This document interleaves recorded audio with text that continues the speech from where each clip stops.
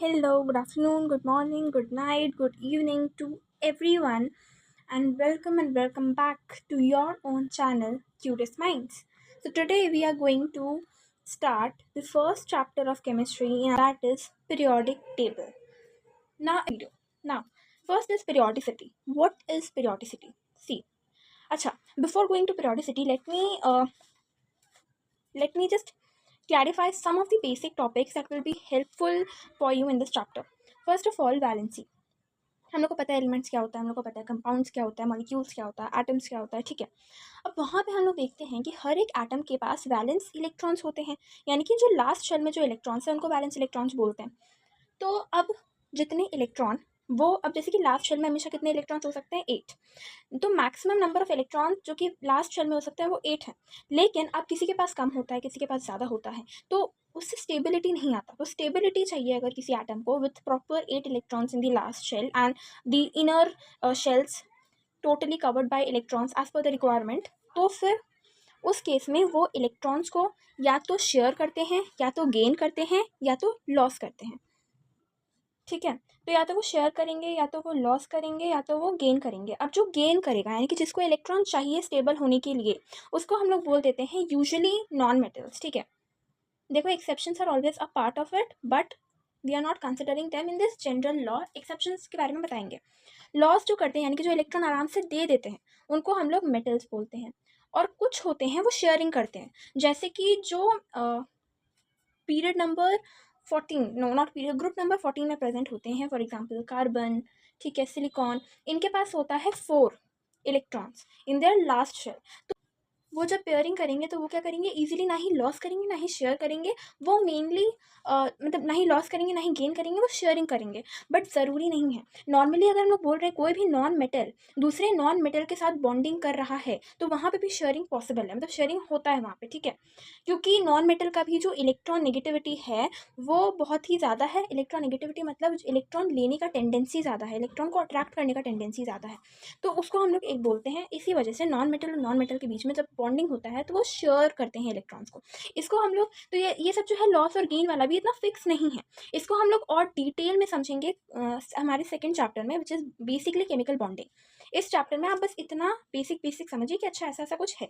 और इसके बेसिस पे तो नहीं, पर हर एक एलिमेंट के पास कितने प्रोटॉन्स हैं उसके बेसिस पे एटॉमिक नंबर बनता है, विच यू ऑलरेडी नो।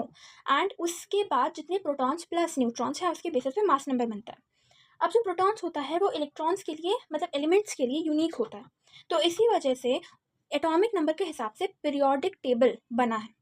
तो पीरियोडिक टेबल एक बार देखते हैं और वहाँ पे उसका अरेंजमेंट समझते हैं। आई होप वैलेंसी समझ में आ गया होगा, वैलेंसी क्या होता है।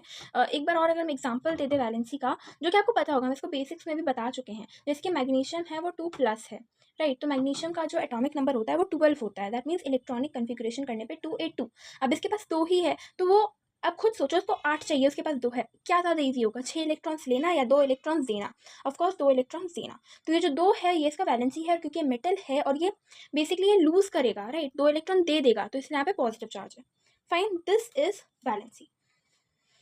और फिर यही वैलेंसी कैसे लॉस गेन या शेयर के लिए रिस्पॉन्सिबल है, ये हम लोग केमिकल बॉन्डिंग में समझेंगे। अब हम लोग पीरियोडिक टेबल देखते हैं। तो ये देखो, जो पीरियोडिक टेबल है इसमें मेनली इस साइड में जो एलिमेंट्स आपको मिलेंगे वो मेनली मेटल्स होंगे। क्यों? क्योंकि यहाँ पे ये जो ग्रुप नंबर है इसको जो हम लोग कॉलम्स बोलते हैं, दीज आर ग्रुप्स, और ये जो है हॉरिजॉन्टल, दीज आर पीरियड्स। तो ये जो स्ट्रेट है यहाँ पे देखो, ग्रुप मतलब क्या, ये ग्रुप 1 में है। ग्रुप 1 में होने का मतलब है कि इनका जो वैलेंस इलेक्ट्रॉन है वो 1 है, इसका 2 है, राइट। तो इसका मतलब क्या है, ये ज़्यादा इजीली लॉस करेंगे, इसका मतलब ये क्या होंगे, मेटल्स होंगे। तो इससे हम लोग क्या समझ में आया कि ग्रुप्स क्या रिप्रेजेंट करते हैं, वैलेंस इलेक्ट्रॉन्स को, ठीक है, इलेक्ट्रॉन्स या फिर वैलेंसी। तो वैलेंस इलेक्ट्रॉन या वैलेंसी को रिप्रेजेंट करते हैं। अब ये जब तक 1 है 2 है, ठीक है, तब तक तो ठीक है। बट जब ये 10 से ज़्यादा है, दैट मीन्स ये जैसे कि 13 का मतलब you need to subtract from 10, so you will get 3। तो अब जो 3 है ये इसका वैलेंसी है, ये 4 है इसका वैलेंसी, ये 5, ये 6, ये 7 और 8, मतलब इनके जो वैलेंस इलेक्ट्रॉन्स हैं वो 8 है, यानी कि ये स्टेबल है, ठीक है। और मेनली हम लोग इनको नहीं पढ़ते हैं फिलहाल, इस पार्ट को हम लोग सिर्फ इसको और इसको पढ़ते हैं। इसको बोलते हैं एस ब्लॉक, इसको बोलते हैं ट्रांजिशन मेटल्स या these are representative blocks. This is transition block and this is noble gases. और यहाँ पर ही ट्रांजिशन मेटल में एक लैंथेनियम नाम का एलिमेंट है जिसके पीछे पूरा सीरीज है। लैंथेनियम से रिलेटेड मेटल्स जितने मिले उसको एक अलग ग्रुप मिल गया, इसमें नहीं ऐड किया गया क्योंकि उससे इसका जो एक स्ट्रक्चर है वो खराब होता, तो इसका जो पूरा सीरीज है इसको अलग लिख दिया गया। उसी तरीके से एक्टिनाइड, इससे क्वेश्चन तो नहीं आएगा बट आपको इतना पता होना चाहिए कि लैक्टिनाइड और एक्टिनाइड किस पीरियड और किस ग्रुप में लाई करता है। तो ये आपका ग्रुप 3 और पीरियड 6 और 7 में लाई करता है। ठीक है, सो आई होप आपको ये स्ट्रक्चर समझ में आ गया होगा कि किस तरीके से मेटल्स अरेंज्ड हैं। और इसका जो एटॉमिक नंबर वाइज है वो ऐसा है कि एटॉमिक नंबर 1, एटॉमिक नंबर 2, 3, 4, ठीक है, इस तरीके से। तो फर्स्ट जो पीरियड है उसमें सिर्फ 2 एलिमेंट्स हैं, दूसरे पीरियड में we see there are 8 elements, उसके बाद we see again there are 8 elements and उसके बाद ज़्यादा है। अब एक बात बताओ, यहाँ पे 8 ही क्यों है, यहाँ पे 2 क्यों है और यहाँ पे 8 क्यों है? तो देखो वेरी इंपॉर्टेंट, दैट इज आपका क्या है, हाइड्रोजन के पास एक शेल है। अब उसको एक शेल में कितना होता है, ड्यूप्लेट, यानी कि उसको 2 इलेक्ट्रॉन चाहिए अपने पहले शेल में। तो हाइड्रोजन के पास 1 इलेक्ट्रॉन, हीलियम के पास 2 इलेक्ट्रॉन। अब वो उससे ज़्यादा और नहीं एडजस्ट कर सकता पहले शेल में, उसको दूसरा शेल चाहिए। तो इसी वजह से हम लोग दूसरे पीरियड में आ गए। दूसरा पीरियड मतलब दूसरा शेल। उसके बाद यहाँ से क्या है कि आपको चाहिए 1 2 3 4 5 6 7 8। तो उसके बाद आपको कितने चाहिए, 8, क्योंकि वो आपको सेकेंड में हेल्प करेगा, लाइक सेकेंड शेल में यू नीड मैक्सिमम 8। और जब 8 भी भर गया नियॉन में, तो उसके बाद आपको क्या चाहिए, एक नया शेल चाहिए। फिर उसमें कितना आया, 8।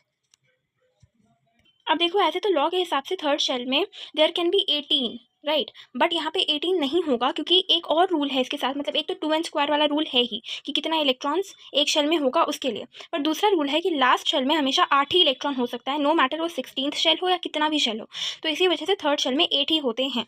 और उसके बाद जब आप देखेंगे तो there are I guess 18, yes there are 18, क्योंकि इसके बाद आप उसमें 18 एडजस्ट कर सकते हैं, 18 18 18, और फिर अगर फिर भी लास्ट शेल है तो उसमें 8 ही होगा। तो उस तरीके से ये मतलब अरेंज हो जाएगा। तो इसीलिए हर एक जो पीरियड है वो क्या रिप्रेजेंट करता है, शेल, कि कितने आपके पास शेल्स हैं।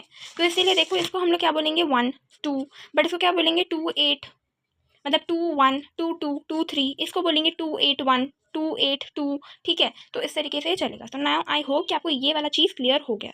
अब जो नया कॉन्सेप्ट है वो है पीरियोडिसिटी का। पीरियोडिसिटी क्या होता है, कुछ प्रॉपर्टीज़ हैं जो आपके फिक्स्ड इंटरवल पे दोबारा से दिखती हैं। ये जो प्रॉपर्टीज़ होती हैं इनको पीरियोडिसिटी बोला जाता है, और ये मल्टीपल रीजंस की वजह से दिख सकता है।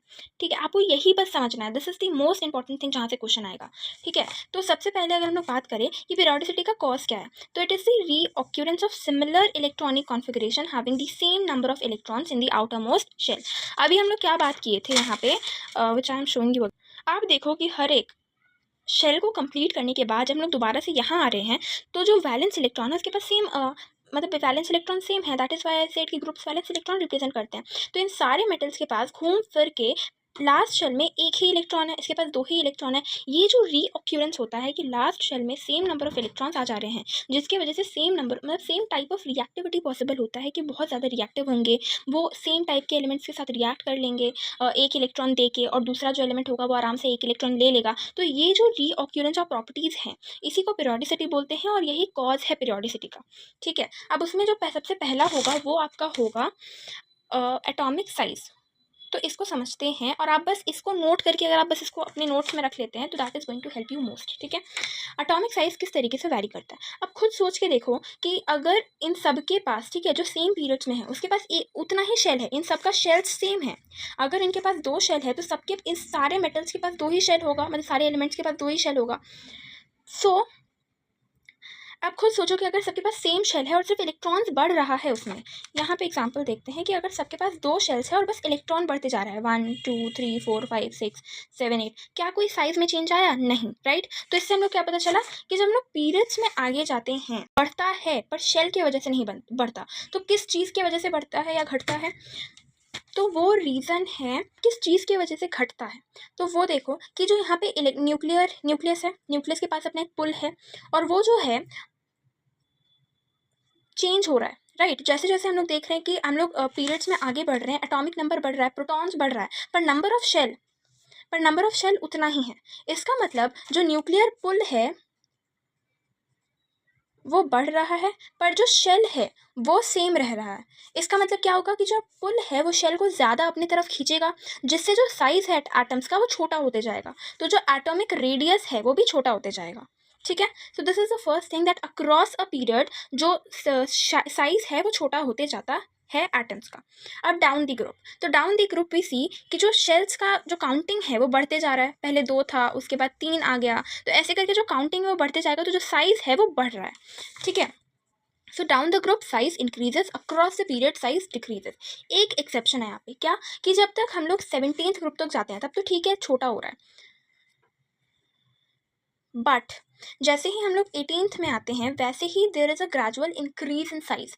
क्यों? क्योंकि देखो जब ये हो जाता है तो जो शेल है उस पर 8 इलेक्ट्रॉन्स पूरे भर गए हैं, राइट। तो अब इसमें क्या होगा, जो इलेक्ट्रॉन का पुल लाइक पुश है वो बढ़ जाएगा, like charges repel each other, तो ये एक दूसरे को रिपेल करना शुरू कर देगा, जिसके वजह से there will be an push, जिसकी वजह से जो साइज है वो बढ़ जाएगा, ठीक है। तो न्यूक्लियर पुल तो ज़्यादा हुआ, पर जो इलेक्ट्रॉन्स के बीच में जो रिपल्शन है वो बहुत ज़्यादा हो गया जब उसके पास 8 इलेक्ट्रॉन्स आए पूरे, तो इसी वजह से साइज़ थोड़ा सा बढ़ जाएगा। इसका मतलब यहाँ तक तो घटेगा, बट यहाँ पे थोड़ा सा वो बढ़ जाएगा, बट ये जो बढ़ेगा वो उतना भी नहीं बढ़ेगा, वो थोड़ा सा ही बढ़ेगा, क्योंकि इतना जब छोटा हुआ है तो थोड़ा सा बढ़ना मतलब ज़्यादा चेंज नहीं, तो इससे बड़ा नहीं होगा, ये सबसे बड़ा है। ग्रुप 1 के जो एटम्स होते हैं वो सबसे ज़्यादा साइज लार्ज साइज के होते हैं अपने पीरियड में, ठीक है। अपने पीरियड में बहुत इंपॉर्टेंट है, यही सारा कीवर्ड्स है जो आपको लिखना पड़ेगा। अगर आप सिर्फ लिखेंगे कि ग्रुप 1 के एलिमेंट्स बड़े होते हैं, आपका आंसर नहीं मिलेगा।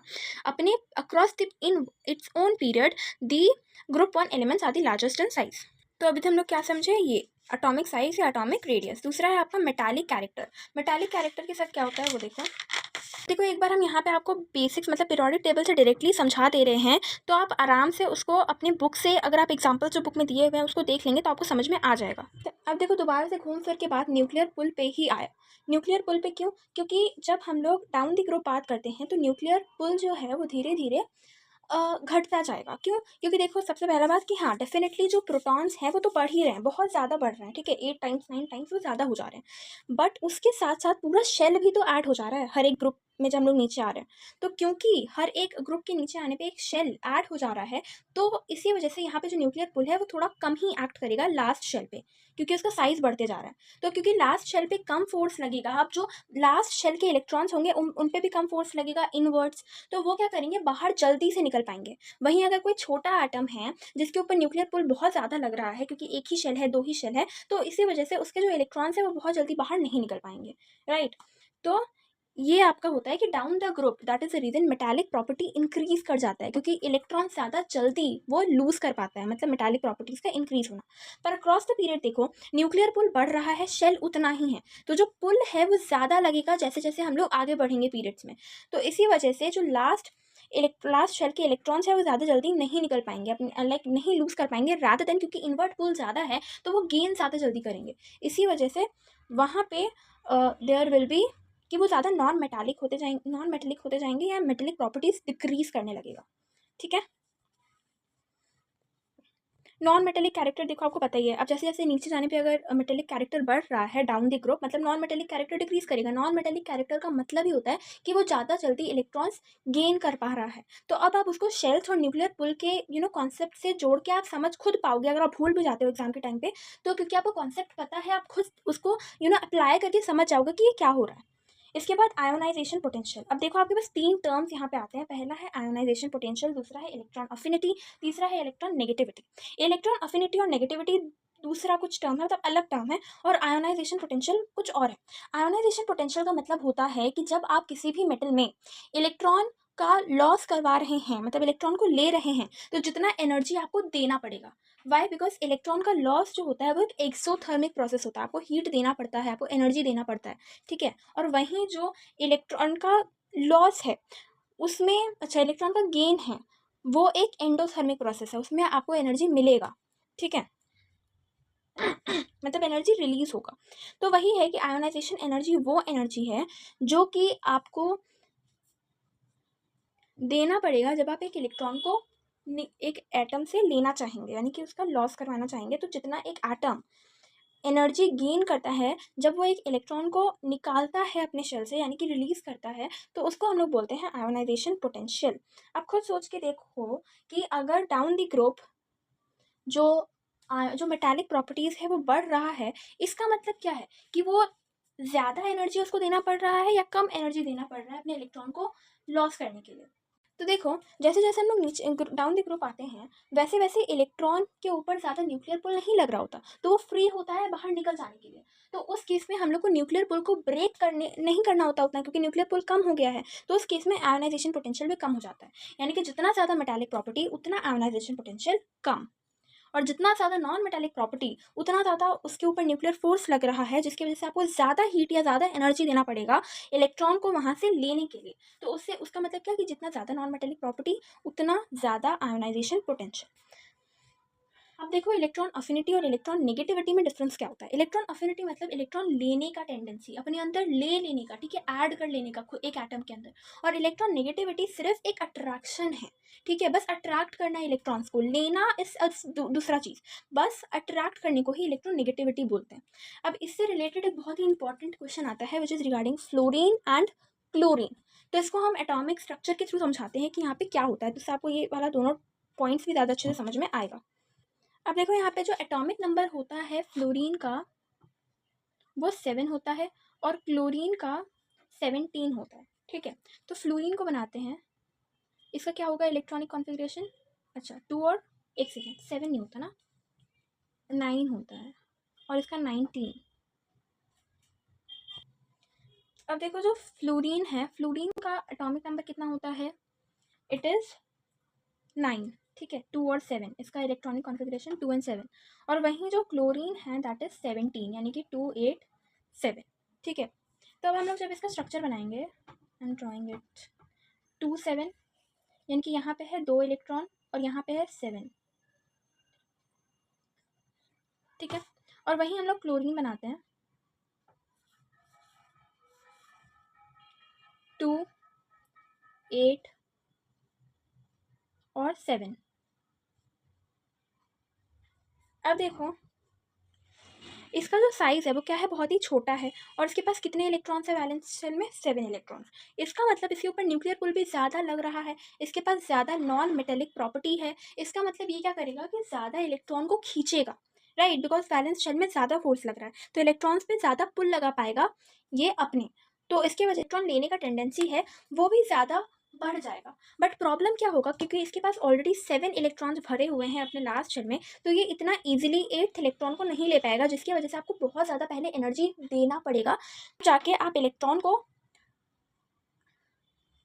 उसको बहुत ज़्यादा एनर्जी लूज़ करना पड़ेगा, तब जाके वो 8th इलेक्ट्रॉन ले सकता है, जितना ईजिली पॉसिबल है नहीं ऐसा रिएक्शन।